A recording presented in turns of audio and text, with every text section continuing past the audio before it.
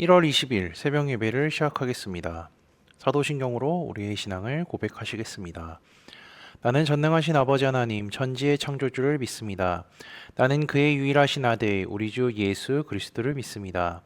그는 성령으로 잉태되어 동정녀 마리아에게서 나시고 본디오 빌라도에게 고난을 받아 십자가에 못 박혀 죽으시고 장사된 지 사흘 만에 죽은 자 가운데서 다시 살아나셨으며 하늘에 오르시어 전능하신 아버지 하나님 우편에 앉아 계시다가 거기로부터 살아있는 자와 죽은 자를 심판하러 오십니다.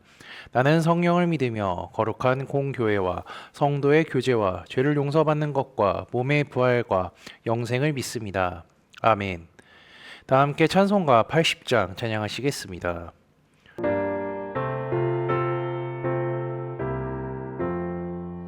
천지에 있는 이름 중 귀하고 높은 이름 주 나시기 전 지으신 구주의 이름 예수 주 앞에 내가 엎드려 그 이름 찬송함은 내 귀에 들린 말씀 중 귀하신 이름 예수 주 십자가에 달릴 때 명패에 쓰인 대로 저 유대인의 왕이요 곧 우리 왕이시라 주 앞에 내가 엎드려 그 이름 찬송함은 내 귀에 들린 말씀 중 귀하신 이름 예수 지금도 살아계셔서 언제나 하시는 일 나 같은 죄인 부르사 참 소망 주시도다 주 앞에 내가 엎드려 그 이름 찬송함은 내 귀에 들린 말씀 중 귀하신 이름 예수 주 예수께서 영원히 어제나 오늘이나 그 이름으로 우리에게 상복을 내리신다 주 앞에 내가 엎드려 그 이름 찬송함은 내 귀에 들린 말씀 중 귀하신 이름 예수 오늘 우리 공동체의 성경 읽기 본문은 마태복음 11장 12장입니다. 그중 12장 9절에서 21절까지를 읽고 말씀을 나누도록 하겠습니다. 거기에서 떠나 그들의 회당에 들어가시니 한쪽 손 마른 사람이 있는지라 사람들이 예수를 고발하려 하여 물어 이르되 안식일에 병 고치는 것이 옳으니이까 예수께서 이르시되 너희 중에 어떤 사람이 양 한 마리가 있어 안식일에 구덩이에 빠졌으면 끌어내지 않겠느냐 사람이 양보다 얼마나 더 귀하냐 그러므로 안식일에 선을 행하는 것이 옳으니라 하시고 이에 그 사람에게 이르시되 손을 내밀라 하시니 그가 내밀매 다른 손과 같이 회복되어 성하더라. 바리새인들이 나가서 어떻게 하여 예수를 죽일까 의논하거늘 예수께서 아시고 거기를 떠나가시니 많은 사람이 따르는지라 예수께서 그들의 병을 다 고치시고 자기를 나타내지 말라 경고하셨으니 이는 선지자 이사야를 통하여 말씀하신 바 보라 내가 택한 종 곧 내 마음에 기뻐하는 바 내가 사랑하는 자로다. 내가 내 영을 그에게 줄 터이니 그가 심판을 이방에 알게 하리라. 그는 다투지도 아니하며 들레지도 아니하리니 아무도 길에서 그 소리를 듣지 못하리라. 상한 때를 꺾지 아니하며 꺼져가는 심지를 끄지 아니하시기를 심판하여 이길 때까지 하리니 또한 이방인들이 그의 이름을 바라리라 함을 이루려 하심이니라. 아멘. 오늘 읽은 마태복음 12장 말씀은요, 예수님과 바리새인의 첫 번째 논쟁이 나오는 것으로서 예수님과 바리새인들은 안식일에 대해서 논쟁을 하게 됩니다. 먼저 12장 1절에서 8절을 보면요, 제자들이 안식일에 밀 이삭을 잘라 먹어서 생긴 논쟁에 대한 이야기가 기록되어 있고, 방금 제가 읽었던 9절에서 14절까지의 말씀은 안식일에 병자를 고친 예수님에 대한 내용이죠. 밀 이삭을 잘라 먹은 제자들로 인하여서 예수님은 바리새인들과 논쟁을 하는데, 이들은 예수님이 구약 성경에 약속하신 메시아라는 사실을 생각하지도 않고요, 주님의 말씀을 듣고도 그리고 또한 믿으려 하지 않습니다. 바리새인들이 누구냐면요, 유대인들 중에서 성경에 능통하며 성경과 율법을 준수하고 해석하는 데에 누구보다 뛰어났던 사람들입니다. 그런데 이들은 하나님께서 구약 성경에 약속하신 메시아가 자신들의 눈앞에 있음에도 불구하고 믿지 않았던 것입니다. 주님은요, 들판에 밀밭을 떠나서 이제 회당으로 장소를 이제 옮기시는데요. 회당은 유대인들의 율법 교육이 이루어지는 장소입니다. 그리고 이것은 또 다른 의미로요, 바리새인들의 본거지라고 할 수 있죠. 마침 그곳에 한쪽 손이 마른 사람이 있었습니다. 바리새인들이 예수님께 묻습니다. 안식일에 병 고친 것이 옳은 것인가요? 이들이 예수님께 질문할 의도는요, 그것을 통하여서 예수님을 고발할 건덕지를 찾기 위함이었습니다.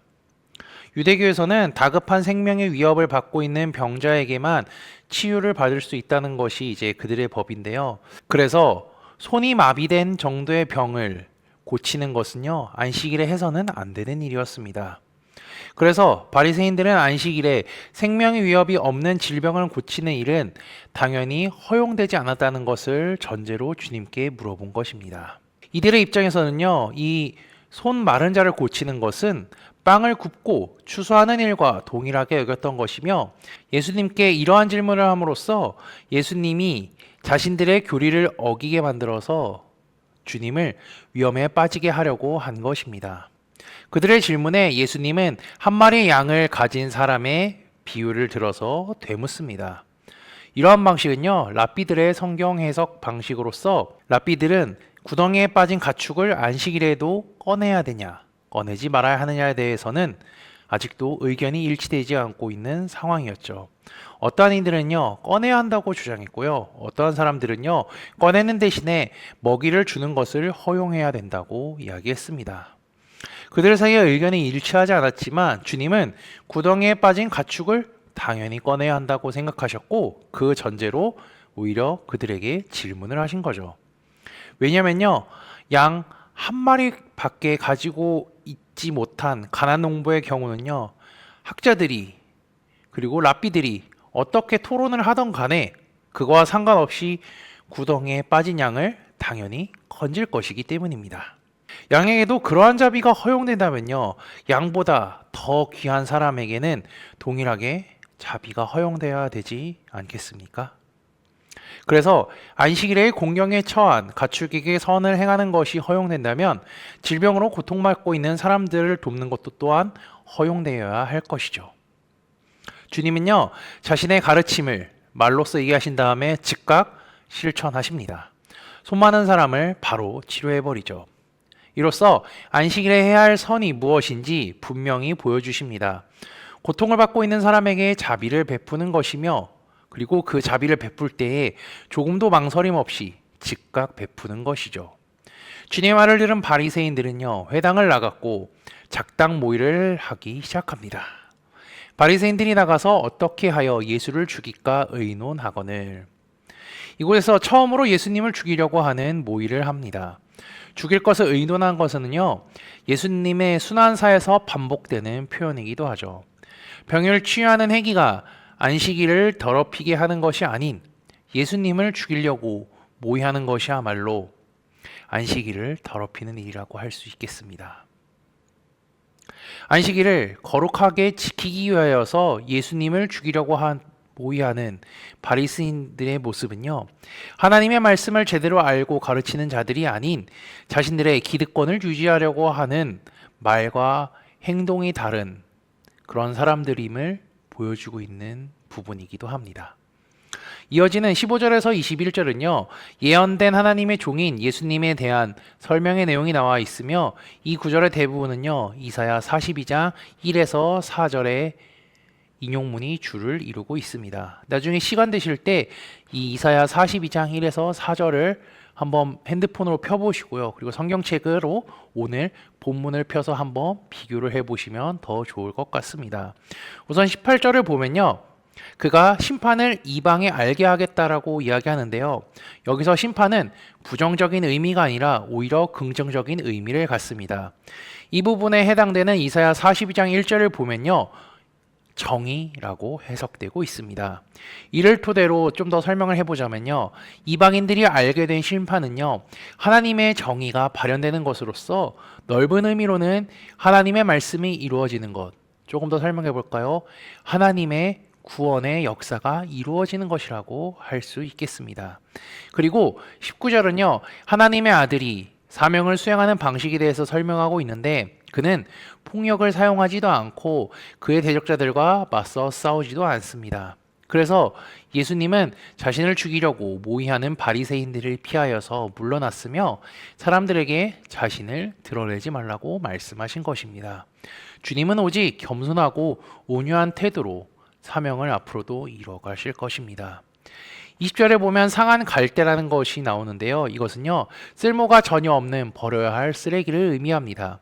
꺼져가는 심지는 기름이 거의 말라 곧 잘라 버렸거나 다른 심지로 대처되어야 하는 것을 말하죠.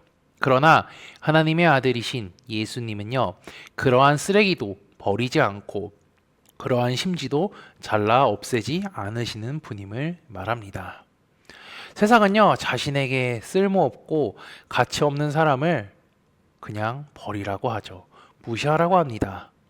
그리고 도움이 안 되는 사람을 걸르라고 이야기하죠. 그러나 주님은요, 그러한 사람들을 외면하지 않습니다. 병자, 가난한 사람, 세리와 창녀 같은 자에게 주님은 손을 내밀어 주시는 것을 우리가 복음서를 통하여서 확인할 수가 있죠. 그리고 20절 하반절에 보면요, 심판하여 이길 때까지 하리라는 말씀이 있습니다. 이거의 뜻은요, 절대로 선하고 절대로 비폭력적이고 온전한 사랑으로 충만한 하나님의 아들은 동시에 세상을 심판하는 의로운 인자이므로 그는 하나님의 구원과 저주의 심판을 마침내 온 세상에 집행할 것이라는 뜻입니다. 하나님의 말씀인 그대로 이루어질 것이며 주께서 다시 오실 때에 천연왕국을 지나 새하늘과 새 땅에서 살 자들과 영원한 형벌에 갈 자를 백보자 심판 때에 결정하신다는 거죠. 21절에 보면 이러한 말씀이 있습니다. 또한 이방인들이 그의 이름을 바라리라 함을 이루려 하심이니라. 이방인들이 주님의 이름을 바라겠다고 하는데요, 주님의 이름은 이제 이방인들에게 희망이 된다는 것을 의미합니다. 왜냐면요, 복음은 이제 유대인들에게만 국한되는 것이 아니라 모든 사람을 위한 복음이 될 것이기 때문이죠. 마태복음 마지막 장을 보면요, 모든 민족에게 예수 그리스도를 전하고 모든 말씀을 가르쳐 지키게 하라는 지상명령이 기록되어 있습니다. 그 지상명령을 통하여서 복음을 들은 이방인들은 주님을 믿을 것이며 주님의 이름을 바라고 원하며 살게 될 것입니다. 그리고 그날이 올 것임을 마태복음을 읽는 독자들로 하여금 다시 한번 상기시켜 줄 것이죠. 구약 성경에 하나님께서 이스라엘 백성들을 택하신 것은 분명한 사실입니다. 그러나 택함받은 이스라엘 백성들은 죄를 지어서 하나님과 멀어지게 되었죠. 하나님은 그들을 위하여 예수 그리스도를 이 땅에 보내셨습니다. 하지만 그들은 깨닫지 못했습니다. 그리고 하나님의 구원 계획은요, 이스라엘 백성뿐만이 아니라 그것을 넘어서 이방 나라 온 인류에게 향하고 있음을 우리는 구약 성경의 구절을 통하여서 또한 확인할 수가 있습니다. 하지만 유대인들은 깨닫지 못합니다.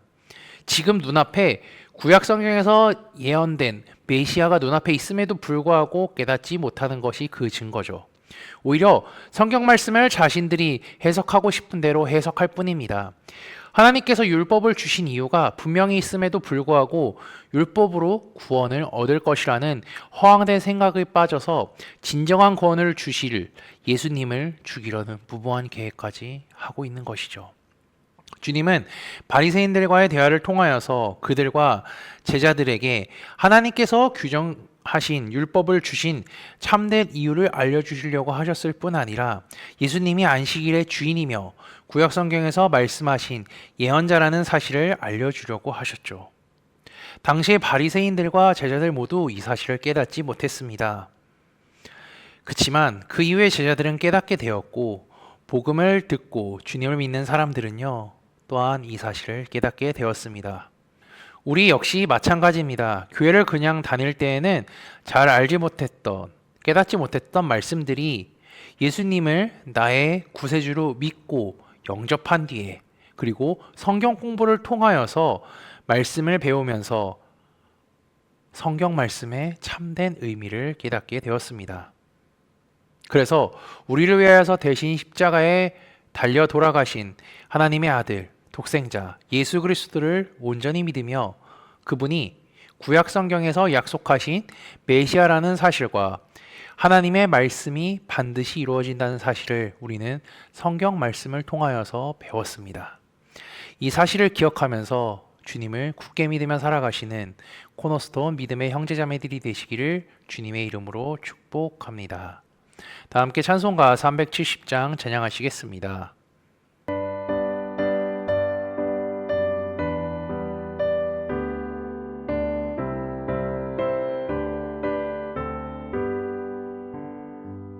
주 안에 있는 나에게 난 근심이 있으랴 십자가 밑에 나아가 내 짐을 풀었네 주님을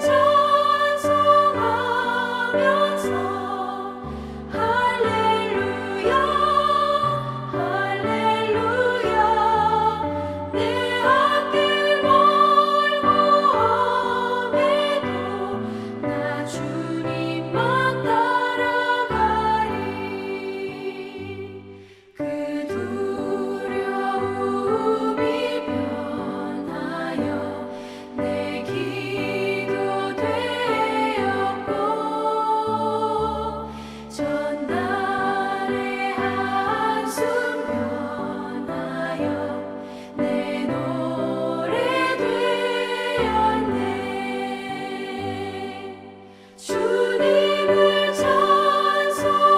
찬송하면서 할렐루야 할렐루야 내 앞길 멀고 험해도 나 주님만 따라가리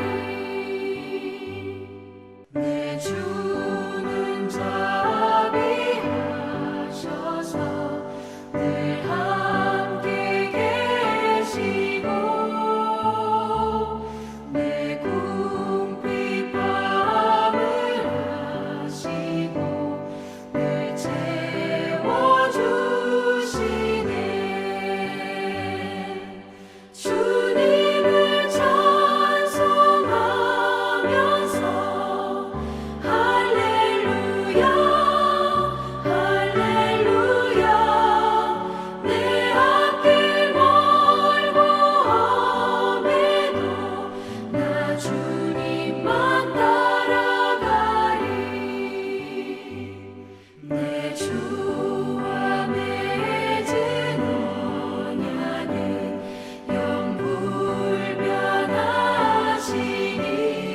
영불변하시니 그 나라 가기까지는 늘 보호하시네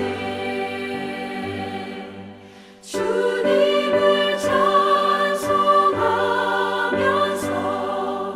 할렐루야 할렐루야 내 앞길 멀고 험해도 나 주님만 따라가리